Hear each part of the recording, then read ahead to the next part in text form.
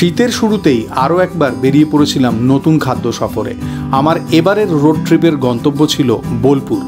আজকের এই ভিডিওতে আপনারা দেখবেন বোলপুর যাওয়ার পথে হাইওয়ের ধারের একটি অত্যন্ত ফেমাস ধাবায় আমার ব্রেকফাস্ট করার এক্সপিরিয়েন্স, তার কিছু পরেই একটি অত্যন্ত জনপ্রিয় মিষ্টির দোকানে দারুণ দুটি ইউনিক মিষ্টি খাবার খোঁজ, বোলপুরে আমার থাকার ঠিকানা এবং বোলপুর শহরের একটা অত্যন্ত ফেমাস বাঙালি পাইস হোটেলের খাবার, যেখানে পেট চুক্তিতে আজও খাবার পাওয়া যায়। ভিডিওটা ইন্টারেস্টিং হতে চলেছে।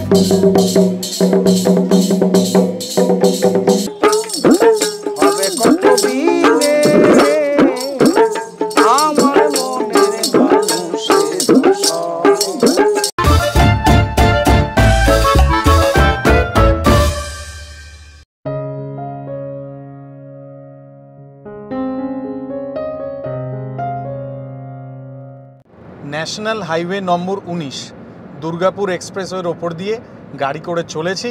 আরও একবার বেরিয়ে পড়েছি আর একটা রোড ট্রিপে। আমার সাথে রবি আর রবির সাথে আমরা দুজনে আজ সকাল সকাল বাড়ি থেকে বেরিয়ে চলেছি শহর থেকে বেশ কিছুটা দূরে। আমরা একটু আগে সিঙ্গুর পেরিয়েছি, সামনে গুড়াপে ব্রেকফাস্ট করব, সেখানে গিয়ে বাকি কথা হবে। রাস্তার পাশের শোভা দেখতে দেখতে যাচ্ছিলাম আর ভাবছিলাম বছর 5 আগেও দুর্গাপুর এক্সপ্রেসওয়ের দুই ধারে প্রচুর গাছ ছিল, এখন আর সেই সব গাছ নেই। এই সমস্ত ভাবতে ভাবতে ভাবলাম যদি ড্রোন থাকতো কি দারুণ এরিয়াল শট নেওয়া যেত। যাই হোক, ড্রোন তো নেই। এখন এই সব ভাবনার মাঝেই পৌঁছে গেলাম দুর্গাপুর এক্সপ্রেসওয়ের পাশেই হিন্দুস্তান ধাবাতে। অনেক মানুষজন এই চত্বর দিয়ে যাতায়াতের সময় এই ধাবায় খাওয়া দাওয়া করেন। আমাদের প্রাতরাশ পরিবেশন করা হয়েছিল, চলে আসুন। বছর 5 আগে আমার চ্যানেল যখন একদম নতুন আইয়াতে রাবড়ি গ্রামে একটা ভিডিও শ্যুট করে এখানে হিন্দুস্তান হোটেলে একটা ডেডিকেটেড এপিসোড শ্যুট করেছিলাম। কচুরির ভেতরে বেশ ভালো অ্যামাউন্টেরই পুর আছে, ছাতু নাকি ডাল সেটা আমি বুঝতে পারছি না। আর কচুরি ছোলার ডালের সার্ভিংয়ে 4 পিস কচুরি থাকে, আমরা 2টো করে ভাগ করে নিয়েছি। এই ডালটা দারুণ মিষ্টি মিষ্টি, একটা কাজু মুখে পড়েছে, বেশ সুন্দর লাগছে।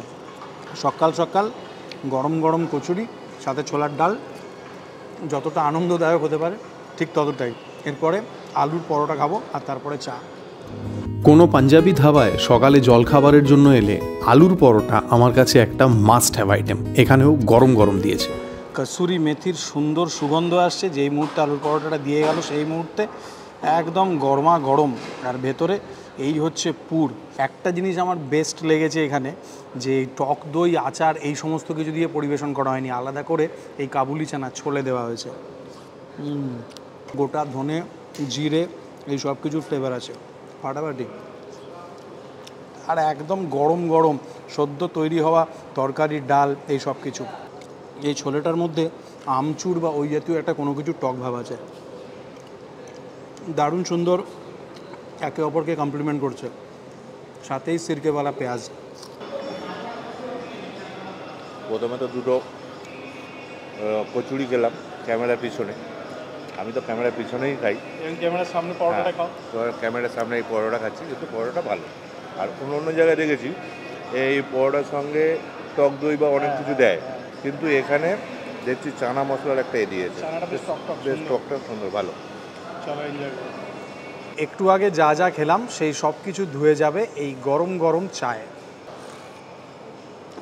চাটাও সুন্দর, বেশ দুধ ফুটিয়ে ভালো করে এলাচ টেলাচ দিয়ে বানানো চা যেমন হয়, তবে দুধটাকে ফুটিয়ে ফুটিয়ে প্রায় পায়েস করে ফেলা হয়নি, মানে পায়েস চা নয়, নর্মাল চা, ভালো চা।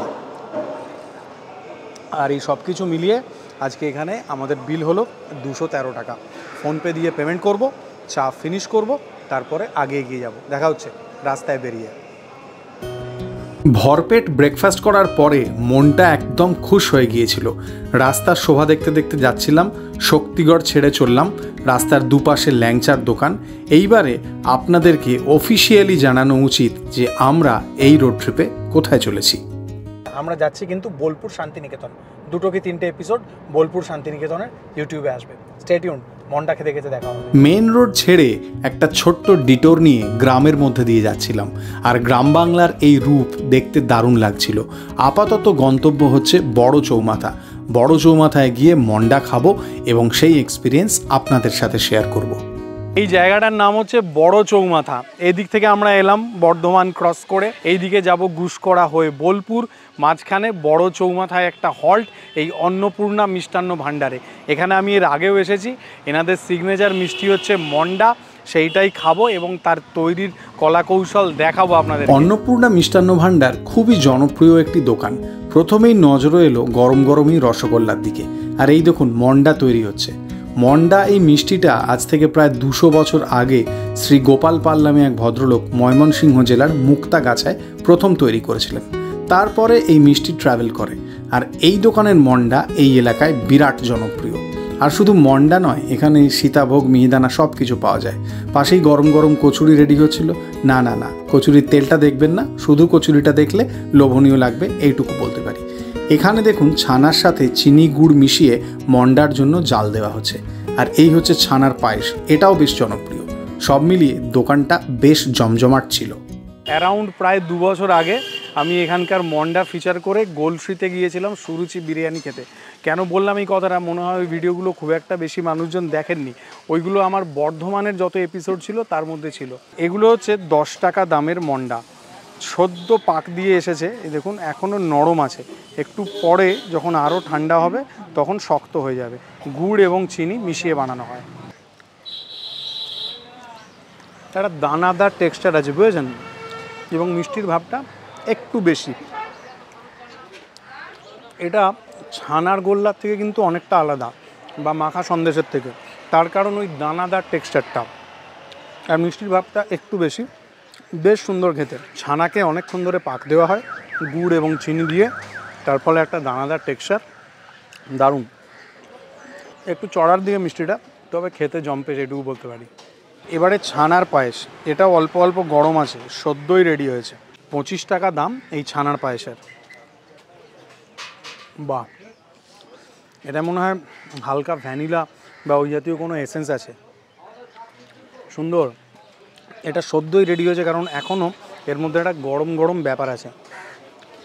এর মিষ্টিটা একটু সাটল, অথবা হতে পারে মন্ডার মিষ্টিটা আগে চড়া ছিল বলে এটা হয়তো সাটল লাগছে। সুন্দর, হালকা ভ্যানিলার সুগন্ধ আছে, ভারী সুন্দর খেতে। এটা দুর্দান্ত, এটা তো জাস্ট চুমুক দিয়ে মেরে দেওয়া যাবে। এই রোড ট্রিপে এখনও পর্যন্ত সব কিছু খুব ভালোই চলছিল। রাস্তা দুর্দান্ত ছিল, রোদ ঝলমলে ওয়েদার ছিল, আমার মনের মধ্যে ফুর্তি ছিল, বেরিয়ে পড়তে দারুণ লাগছিল। এই সব কিছু ভাবতে ভাবতে গাড়িতে গান শুনতে শুনতে চলেছিলাম। তারপরে অজয় নদীর ওপর একটা ব্রিজে গাড়ি দাঁড় করালাম। এই ব্রিজ থেকে অজয় নদীর দৃশ্য দেখতে দারুণ লাগছিল। আর সত্যি কথা বলছি, আমার আবার ড্রোনের অভাব অনুভব হচ্ছিল। তারপরে আর কোথাও দাঁড়াইনি, সোজা পৌঁছিয়েছিলাম বোলপুরে আমার আস্তানায়। এই রিসর্টের নাম ক্রিস্টালো রিসর্ট। সোনাঝুরি হাট থেকে মাত্র 1 মিনিটের দূরত্বে হচ্ছে এই রিসর্ট। একটা প্রিমিয়াম রিসর্টে যে সমস্ত ফেসিলিটি থাকা উচিত সব কিছুই এই রিসর্টে আছে। আমি যে রুমে ছিলাম তার ভাড়া আমার পড়েছিল 3000 টাকা প্লাস ট্যাক্সেস। এখানে একটা কথা বলে রাখি, এটা কিন্তু রিসর্টের তরফ থেকে কোনো প্রমোশনাল ভিডিও নয় মশাই। এনারা আমাকে টাকাও দেননি, ফ্রিতে থাকা খাওয়া দিচ্ছেন না। এবারে দুপুরের খাবার খাবো। আমি যে রিসর্টে উঠেছি ক্রিস্টালো রিসর্ট, তার পাশেই হচ্ছে সোনাঝুরি হাট, জাস্ট 1 মিনিট হেঁটেই। আমি আপাতত চলেছি বোলপুর স্টেশনের দিকে। সোনাঝুরি হাটের এখান থেকে বোলপুর স্টেশন অ্যারাউন্ড মিনিট 20 মতো লাগবে গাড়িতে। আর ওখানেই আমি এখন চলেছি লাঞ্চের জন্য। সবার আগে যেটা দরকার সেটা হচ্ছে প্ল্যাটফর্ম টিকিট। 2 এবং 3 নম্বর যাওয়ার জন্য এই এসক্যালেটার। ট্রেন যাওয়ার দৃশ্যর মধ্যে একটা নস্টালজিয়া আছে। বুড়ো হতে চললাম, তাও এই ট্রেন যাওয়ার দৃশ্য দেখলে দারুণ লাগে। ক্যামেরাবন্দি করলাম। এখন রিসর্ট ঘুরে এসে তারপরেই এতটা হাঁটাহাঁটি করে সিঁড়ি ভেঙে এসক্যালেটার চড়ে টোড়ে বেশ একটা জম্পেশ খিদে টাইপের পেয়েছে, এরকম ব্যাপার হলো। জমিয়ে খাওয়া দাওয়া করবো। ওখানকার বাঙালি খাবার নাকি খুবই ভালো, এমনটা শুনেছি এবং একটা দুটো ভিডিও দেখেছি। সুরজিৎ বাবু ভিডিও করেছিলেন ওখানে, তারপরে সৌভিক বাবু, আমাদের বন্ধু Souvik Bhattacharya, good food bro, video করেছিলেন। 3 নম্বর প্ল্যাটফর্ম থেকে সোজা হাঁটতে হাঁটতে নামলেই এই দেখা যাবে অজয়ের হোটেল। দুপুরবেলায় লাঞ্চ টাইমের একটা ভিড় ছিল। এখানকার কর্মচারীরা অজয়বাবুর 2 ছেলে সেই ভিড় সামাল দিচ্ছিলেন। এটা হচ্ছে কাতলা পোস্ত। কাতলা পোস্ত, হ্যাঁ। আচ্ছা, কী দাম আছে এটা? বলছি, সব বলে দিচ্ছি। মাটন কী দাম আছে? মাটন থালি হচ্ছে 320, ঠিক আছে। কাতলা পোস্ত যদি থালিতে নেয় তাহলে 160, হ্যাঁ। আর পিস হলে 90, তাই তো? 90 টাকা পিস। এটা হচ্ছে আমাদের রুই মাছের টক ঝোল, তাই তো? আচ্ছা, ঠিক আছে। ফেমাস। হ্যাঁ, পোস্তর বড়া তো দারুণ সুনাম আপনাদের এখানে, আমি শুনেছি। আলু পোস্ত, বাহ, ঠিক আছে। চিকেনের কি দাম আছে? চিকেন 35 রুপিস পিস আছে। আচ্ছা ঠিক আছে। আচ্ছা, আর থালির সাথে যদি থালিতে নেয়? 180। আচ্ছা, কয় পিস থাকবে? 3 পিস। 3 পিস থাকবে থালির সাথে। বাঙালি খাবারের বেশ দারুণ সম্ভার এই অজয়ের হোটেলে দেখতে পেলাম। সব থেকে যেটা ভালো লাগলো যে এনাদের এখানে এখনও পেট চুক্তিতে খাবারের প্রথা চালু আছে, যেটা আমার খুব ইন্টারেস্টিং লাগলো। আমরা কিছুক্ষণ অপেক্ষা করেছিলাম টেবিল ফাঁকা পেতে, আর এই অপেক্ষা করার কারণ ছিল এখানে দুপুরবেলায় বেশ ভিড় ছিল। সাধারণ মানুষের এই ভিড় প্রমাণ করে দেয় বোলপুর শহরে অজয়ের পাইস হোটেলের জনপ্রিয়তা বেশ ভালোই। এখানে যারা নানা রকমের কাজকর্মের সূত্রে আসেন খাওয়া দাওয়া করেন। এনাদের একটা বেসিক থালি আছে, যে বেসিক থালির মধ্যে ভাত আছে, শাক আছে, এই বাদাম দেওয়া, চিনে বাদাম দেওয়া, আলু ভাতে আছে, একটা ধনেপাতা চাটনি আছে, লেবু লঙ্কা পেঁয়াজ এবং এই মুসুরির ডাল আছে, আর তার সাথে একটা আজকে মিক্সড ভেজ হয়েছে, এইটা আছে। এই যে বেসিক থালিটা, এটার দাম হচ্ছে 80 টাকা, এবং পরবর্তীতে এই প্রত্যেকটা আইটেম আনলিমিটেড, মানে যতবার ইচ্ছে নিতে পারে কেউ, মানে ডাল, এই শাক, এই আলু ভাতে, সবজি যেটা বেসিক থালিতে থাকবে। মুসুরির ডাল ঢেলে এই আলু ভাতে দিয়ে খাবো। আলু ভাতেটা কাঁচা পেঁয়াজ এবং কাঁচা লঙ্কা দিয়ে মাখা, একটু ঠান্ডা হয়েছে কিন্তু খাওয়া যাক। সর্ষের তেল দিয়ে, কাঁচা পেঁয়াজ দিয়ে, কাঁচা লঙ্কা দিয়ে জমিয়ে মেখেছেন আলু ভাতেটা। এবার একটা শাক আছে, যে শাকে চীনাবাদাম আছে, খাওয়া যাক। নোটে শাক মেবি। শাকটার একটা ঘন্ট টাইপের, সেটা আমার ডিসেন্ট লেগেছে, কিন্তু আলু ভাতের মতো একটা সাধারণ খাবারের এখানে আমার স্বাদ লেগেছে দারুণ, কারণ ওই কাঁচা পেঁয়াজ, সর্ষের তেল, কাঁচা লঙ্কা দিয়ে মেখেছে, যেরকম আমার বাড়ির সেরকম হয়, একদম সেরকম। থালিতে পাঁচমেশালি একটা সবজি আছে, আলু, কুমড়ো, বড়ি। এই যে পাঁচমেশালি সবজিটা, সেটার মধ্যে কুমড়ো টুমড়ো দিয়ে বেশ একটু হালকা মিষ্টি মিষ্টি করে বানানো হয়েছে, ভালো লাগছে। প্রথমে এই আলু পোস্ত দিয়ে ট্রাই করা যাক, ঝোল ঝোল আলু পোস্ত। ডিসেন্ট টেস্ট, ঠিকঠাক। পোস্তর বড়ার মধ্যে কিন্তু কাঁচা লঙ্কা এবং পেঁয়াজ আছে। এই হচ্ছে আসল ঘটি বাড়ির পোস্তর বড়া, যেমনটা আমার বাড়িতে হয়। বাহ, এখনও পর্যন্ত যতগুলো আইটেম খেয়েছি তার মধ্যে পোস্তর বড়াটা শো স্টপার, এটা জেনুইনলি বলতে পারি। পোস্তর বড়াটা দারুণ খেতে। আমি যেমন শুরুতে বললাম যে এই পোস্তর বড়াটাকে দেখেই বুঝেছি যে এটা একদম আমার বাড়িতে হওয়া পোস্তর বড়ার মতো, দারুণ সুন্দর। পরশুদিন দুপুরবেলা ঠিক এই পোস্তর বড়াটাই খেয়েছি বাড়িতে। এবারে কাতলা পোস্তটা ট্রাই করা যাক। আমি একটা পেটির মাছ দিতে বলেছিলাম, এনারা একটা পেটির মাছ দিয়েছেন এবং বেশ বড় সাইজের। মাছটা একটু কড়া ভাজা, ঠিকঠাক স্বাদ, সুন্দর নরম মাছ, ওপরের পিঠটা একটু সুন্দর কড়া করে ভাজা, কিন্তু ভেতরে বেশ একটা ফ্রেশ ব্যাপার আছে।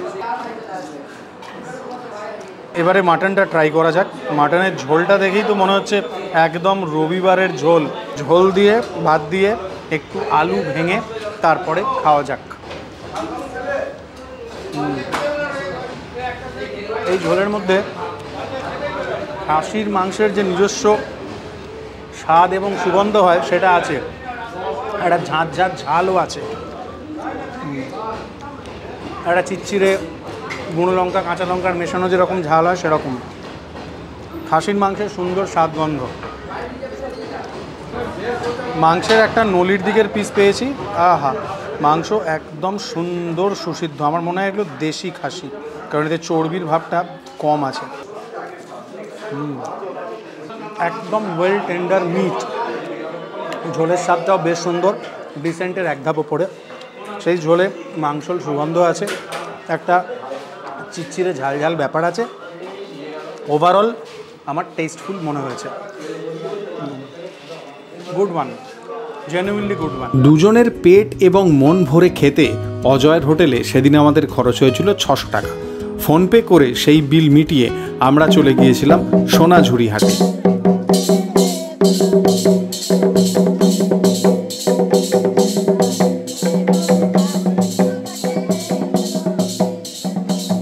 সোনাঝুরি হাটের ডিটেল ভিডিও এবং তার সাথে ভোরবেলায় গিয়ে নলেন গুড় তৈরির ডিটেল ভিডিও এবং বোলপুর শহরের আরও 3টে খাদ্য প্রতিষ্ঠানের গল্প নিয়ে দেখা হবে আগামী এপিসোডে।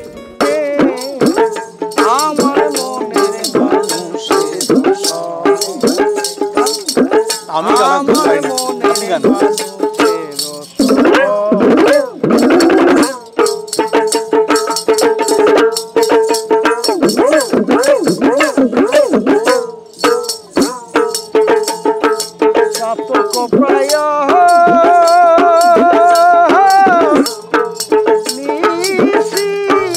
আশা করব আজকের এই ভিডিও ভিউইং এক্সপিরিয়েন্স আপনাদের এনজয়েবল হয়েছে। বাকি তো আপনারা বিচক্ষণ এবং বুদ্ধিমান। ভালো লাগলে লাইক করবেন, খারাপ লাগলে ডিসলাইক করবেন, আর যারা এখনও সাবস্ক্রাইব করেননি প্লিজ সাবস্ক্রাইব করবেন।